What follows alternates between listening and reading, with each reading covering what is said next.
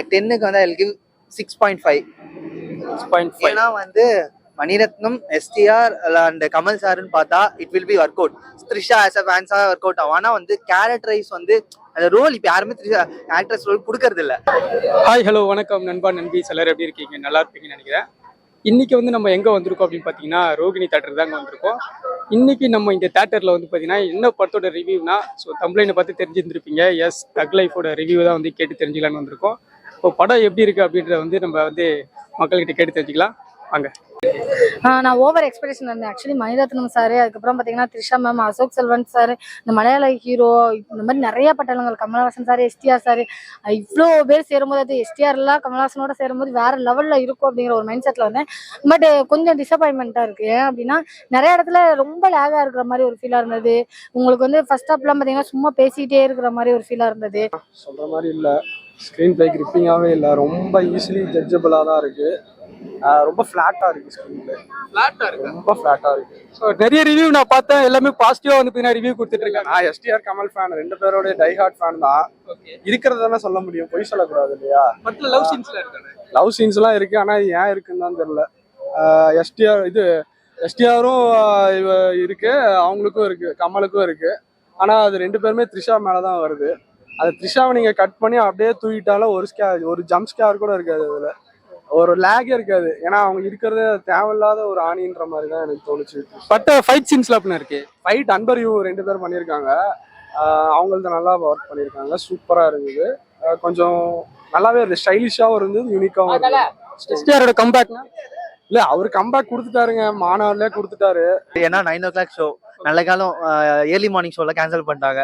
9 o'clock ஷோக்கே வந்து நம்ம ஏண்டா வந்தோம் அந்த மாதிரி ஃபீல் கொடுத்த மாதிரி இருந்துச்சு. லைட்டாக லிட்டரலாக வந்து எக்ஸ்பெக்ட் பண்ண தக் லைஃப்னு ஒரு விஷயம் எக்ஸ்பெக்ட் பண்ணது வந்து ட்ரைலரில் காட்டினது, ஆடியோ லான்ச்சில் காட்டின விஷயம்லாம் வந்து இதில் ஒர்க் அவுட் ஆகாத மாதிரி ஃபீல் ஆச்சு. ஏன்னா அந்த கான்செப்ட் வைஸ் பார்த்தா அப்படியே ஒரு ஃப்ளோவில் போச்சு. ஃபர்ஸ்ட் ஆஃப் வந்து ஸ்க்ரீன் பிளே வைஸ் அந்த லுக் வைஸ் நல்லா காட்டியிருந்தாங்க. டக்குன்னு த்ரிஷான்னு ஒரு கேரக்டர் நாங்கள் எதிர்பார்த்த ரோல் வந்து த்ரிஷா அண்ட் எஸ்டிஆர் காம்போ தான். லைக் வந்து அவங்க ஏன் வந்தாங்க, டக்குன்னு வந்துட்டு கமலுக்கும் அபிக்கு ஒரு கேரக்டர் கொடுத்துருக்கு, அபிராமிக்கு. ஸோ அதே டைம் எஸ்டிஆருக்கும் த்ரிஷா ஒரு காம்போ இருக்கும் நினைச்சிட்டு வினய் தாண்டி வர மாதிரி. லைக் அந்த மாதிரி இப்போ ஒர்க் அவுட் ஆகாது. அவரு அதெல்லாம் பார்த்துட்டு வந்துட்டாரு. ஸோ இருந்தாலுமே ஒரு லவ் காம்போ, லைக் ஏதாச்சும் ஒரு காம்போ உள்ள அவங்களுக்குள்ள அட்ராக்ஷன் இன்ட்ராக்ஷன் இருக்கும் பார்த்தோம். பட் அது ஒர்க் அவுட் ஆகாம வந்தாங்க. ஏதோ ஒரு எங்கேருந்தோ தத்து எடுத்துட்டு வந்த மாதிரி வந்தாங்க. வந்த உடனே கமலோட ஒரு அஃபேரு, சுகர் டேடி சுகர் பேபின்னு சொல்லிட்டு ஒரு பாட்டு ரெக்கார்டிங்ல பாடுறாங்க. ஸோ அது அப்படியே போயிட்டு இருந்துச்சு, ஃப்ளோவே கான்செப்ட் வைஸ் போல. ஆனால் அந்த மாதிரி ரோல் வந்து த்ரிஷா எடுத்து பண்ணலாமான்னு யோசிக்கணும். அதெல்லாம் இன்னும் கொஞ்சம் ஃபில் பண்ணியிருக்கலாமோ அப்படிங்கிற மாதிரி இருந்தது. படம் முழுக்க கமலஹாசன் படம் தான், பட் ஹீரோ மட்டும் எஸ்டிஆர் அப்படிங்கிற மாதிரி இருந்தது. எஸ்டிஆர் உண்மையிலே கம்பேக்னு சொல்ல, அந்த படத்துல ஒரு ஹைலைட்டா நீங்க ஜாலியா ஒரு விஷயம் ஒருத்தரை ரசிக்கலாம் அப்படின்னா, அதாவது இவ்வளவு அழகான ஆம்பளை பையனாப்பா நீ அப்படிங்கிற மாதிரி ரசிக்கலாம்னா எஸ்டிஆர் ரசிக்கலாங்க. அந்த அளவுக்கு சூப்பரா இருந்தது. இது ஆக்சுவலா இதுல யாரு போட்டா ஸ்டார்டம் வேல்யூ, இந்த படத்துல யார் ஸ்டார்டம் வேல்யூ பாத்தீங்கன்னா எஸ்டிஆர் போட்டாதான் வியாபாரம் ஆகும்னு நினைக்கிறேன். அதனால அவரை தூக்கி போட்டாங்க. பாவம், அவரும் வேற வழி இல்லாம நடிச்சு கொடுத்துருக்காரு கமலுக்காக. படம் ஆனா பெருசா செல்ஃப் எடுக்காதுன்னு தான் நினைக்கிறேன். கமல் சாரோட ஆக்டிங் எப்படி இருக்கு? அதான் சொல்றேன்ல, அந்த ஸ்கிரீன் பிளே, நம்ம தலைவன்லாம் நடிப்பை பத்தி நம்ம பேசுறதுக்கு ஒண்ணுமே இல்லைங்க. ரெண்டு பேருமே வேற லெவலுங்க. எப்பயுமே இந்த படத்துல இந்த ஸ்கிரீன் பிளேக்கு உண்டான என்ன அவுட்புட் கிடைக்குமோ அதை பண்ணியிருக்காங்க. ரொம்ப சட்டிலா தான் இருக்கு. அப்படி அப்படியே ஒரு ஃப்ளோவா போயிடுச்சு. அபிராமின் கேரக்டர் வந்து வந்தாங்க, ரெண்டு பேரும் ஒன்னா இருந்தாங்க, சாப்பிட்டு போவாங்க, கிஸ் அடிச்சாங்க, போயிட்டே இருப்பாங்க. அந்த மாதிரி போயிட்டு இருந்துச்சு. அதே டைம்ல வந்து ஃப்ளோவா செகண்ட் ஹாஃப் வந்து என்ன, அப்படியே படம் செகண்ட் ஹாஃப் போகும்போது வந்து 2 hours முடிச்சுட்டு இருக்கலாம் படத்தை. செகண்ட் ஹாஃப் போகும்போது படம் வந்து இவரை போடுறதுக்கு ஸ்கெட்ச் போட்டாங்க. இவங்க கேங்க போட்ட உடனே ஒரு மலை மேல போய் நிக்க வைக்கிறாங்க. அங்கதான் போடணும்னு சொல்லிட்டு கேங்க பிளான் பண்ணிட்டு தள்ளி விட்றான்னு பிளான் பண்றாங்க. தள்ளி விட்டாதான் சாவாங்கன்னு தெரியல, ஆனா அப்பயும் சாக மாட்டாரு அவரு. அவ்வளோ கேரக்டர்ஸ், எல்லாருக்கும் 4 ரோல் தான். எது கனெக்ட் பண்ண முடியும் அப்படிங்கிற மாதிரி இருந்தது. சாங் மேல சீரியஸாவே வந்து மணிரத்னம் சார் மேலதான் எனக்கு வருத்தம். ஏன் அப்படின்னா எல்லாரும் சொல்லுவாங்களே, சாங்னா வேற ஒருத்தவங்க பாட்டு பாடினவங்களும் இவங்க மேலதானே வருத்தப்படணும் அப்படிம்பாங்க. ஆனா எனக்கு அவர் மேலதான் வருத்தம். ஏன்னா விண்வெளி நாயகன் சாங் வந்து ரொம்ப ரசிச்சோம், பயங்கர ஒரு ரசிப்பு தன்மை இருந்தது. அதை வந்து படத்துல வச்சிருக்கலாம். அதை டோட்டலா கடைசியா வெளியில வந்து டோரெல்லாம் சாத்த போற நேரத்துல விண்வெளி நாயகன் பாட்டை போட்டு டைட்டில போட்டுக்கிட்டு இருக்காங்க. எங்கடா ரசிக்கிறது, முடிச்சுட்டு வெளியவே வந்துட்டே மேடா அப்படிங்கிற மாதிரி தோணுச்சு. அது ஒரு மிகப்பெரிய டிசப்பாயின்மெண்டா இருக்க மாதிரி இருந்தது.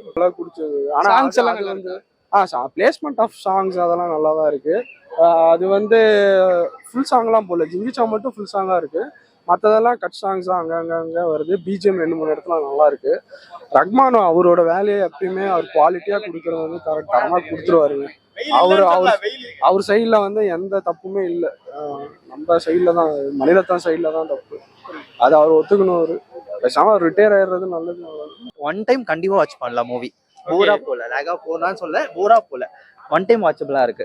ஓகே, ஒன் டைம் வந்து வாட்ச் பண்ற ஒரு படம் தான். நீங்க கண்டிப்பா வந்து பாத்தீங்கன்னா படத்தை வந்து தியேட்டர்ல வந்து பாருங்க. எஸ்டிஆர் ஃபேன்ஸுக்கு கண்டிப்பா ஒரு லுக் வைஸ், கேரக்டர் வைஸ் நல்லா தான் காட்டியிருக்காங்க. பட் அந்த ஸ்கிரீன் பிரசன்ஸ் வந்து மேக்ஸிமம் வந்து எஸ்டிஆர் எதிர்பார்த்து தான் வந்திருப்பாங்க. ஸோ வந்து எஸ்டிஆருக்கு இன்னும் கொஞ்சம் இம்பார்ட்டன்ஸ் கொடுத்துருந்தா, லைக் த்ரிஷாக்கும் எஸ்டிஆர் காம்போ நல்லா கொடுத்துருந்தால் இன்னுமே கொஞ்சம் கான்செப்டே இந்த லேக் எல்லாம் சொல்லாம அது கொஞ்சம் த்ரூ அவுட்டா போயிட்டு இருக்கும். லைக் பிஜிஎம்ஸும் வந்து ஏஆர் ரஹ்மான் சார் போடுவாரு. இந்த டைம் சின்ன சின்ன விஷயத்த சொதப்பிட்டாரு. அந்த விண்வெளி நாயகா சாங் எல்லாம் நாங்க பிட்வீன் எதிர்பார்த்தோம். ஃபைனலா டைட்டில் கார்டில் போட்ட அதெல்லாம் அந்த வாய்ஸ் ஒர்க்கு நாங்க எதிர்பார்த்தோம் உண்மையாவே. பட் அந்த சிம்னி சாங் எல்லாம் கூட மழை சாங் எல்லாம் பார்த்தோம். அது சின்ன ரோல்ஸா போயிடுச்சு டக்குன்னு. But one time watchable. It was a good and okay movie. Okay, thanks.